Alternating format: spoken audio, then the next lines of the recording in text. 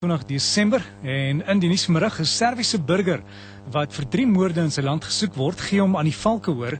Motoriste wat hulle aan verkeersoortredings skuldig maak, se rybewyse kan opgeskort word. En president Goodluck Jonathan van Nigerië vergader met sy land se moslim geestelike leier. 'n Serviese burger wat vir 3 moorde in sy land gesoek word, het hom aan die valke oorgegee. Die valke se woordvoerder, Macintosh Pulela, sê die 38-jarige man het hom by die kantore van die Direktoraat van Prioriteitsmisdaadondersoeke in Bellville naby Kaapstad oorgegee.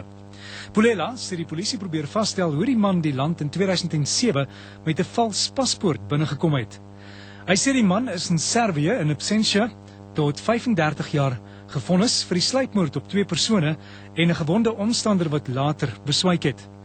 Die polisie het maandag 'n lasbrief vir sy inhegtenisneming bekom en het 'n uitleweringsversoek van Servië ontvang. Hy sal môre in die Kaapstadse Landdroshof verskyn. Die minister van vervoer, Sibusiso Ndebele, het 'n beroep gedoen dat motoriste wat hulle aan verkeersoortredings skuldig maak, se rybewyse opgeskort moet word. Dit kom te midde van 'n stygende dodetal op die land se paaie. Die verkeersowerhede skat dat meer as 900 mense reeds oor die feestyd in padongelukke dood is, terwyl hulle op pad na hulle vakansiebestemmings was. Ndebele se woordvoerder Logan Meistri sê ingevolge die wet op padvervoer moet howe die opskorting of kansellering van rybewyse oorweeg vir oortredings soos spoed, dronkbestuur en nalatige bestuur.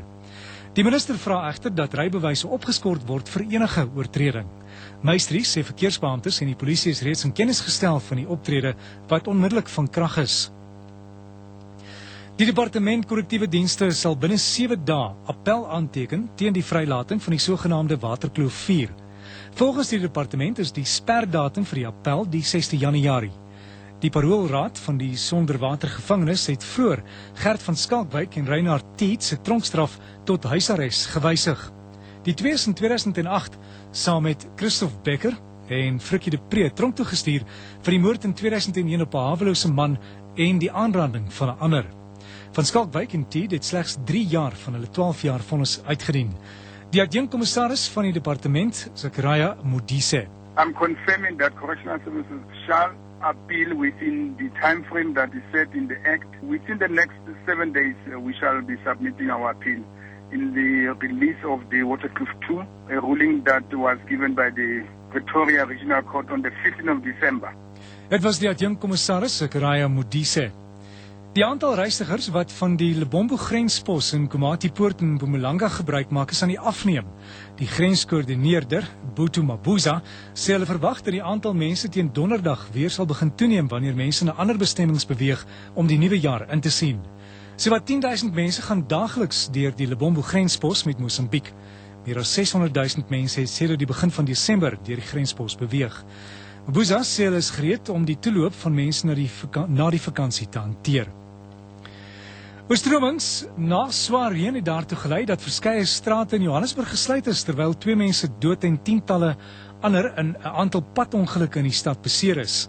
Een van die noodlottige ongelukke was by Cleveland op die N2 Oos en die ander een in die middestad. 'n Woordvoerder van die metropolisie, Edna Mamuyane, sê New Canada weg is onder die treinbrug oorstroom en 'n vragmotor het daar vasgeval.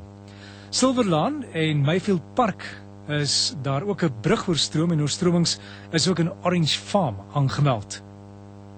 Ons gaan na buiteland toe. Die president van Nigerië, Goodluck Jonathan, het vandag met sy land se moslim geestelike leier vergader na die bomaanvalle op Kersdag, waarin minstens 40 mense by 'n kerk gesterf het.